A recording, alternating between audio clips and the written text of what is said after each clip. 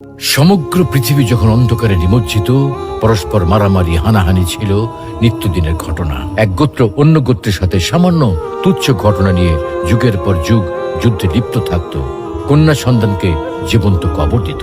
এক আল্লাহর একাত্মবাদ বা তাওহীদের শিক্ষাকে বাদ দিয়ে মূর্তি পূজা, অগ্নি পূজা সহ গোটা জাতি শিরকের সাগরে নিমজ্জিত।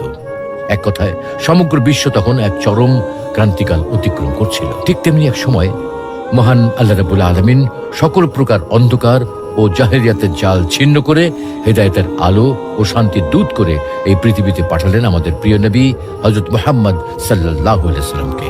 নবী করিম সাল্লাল্লাহু আলাইহি সাল্লামের আগমনে সমগ্র বিশ্ব হতে অন্ধকার চলে গেল পরস্পর হানাহানি, মারামারি, অনাচার, দুরাচার, যুগ যুগ ধরে চলে আসা সমস্ত কুসংস্কার ও মূর্তি পূজা, অগ্নি পূজা সহ সমস্ত শিরক। প্রতিষ্ঠা হলো তাওহীদ বা আল্লাহ রাব্বুল আলামিনের একাত্মবাদ। তখন সমগ্র বিশ্বে নেমে এলো শান্তির অমিয় ধারা।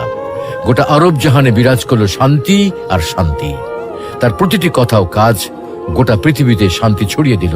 মানুষ মনে প্রাণে বিশ্বাস করলো একমাত্র তার অনুসরণ ও অনুকরণের মধ্যেই রয়েছে মানব জাতির মুক্তির একমাত্র পথ।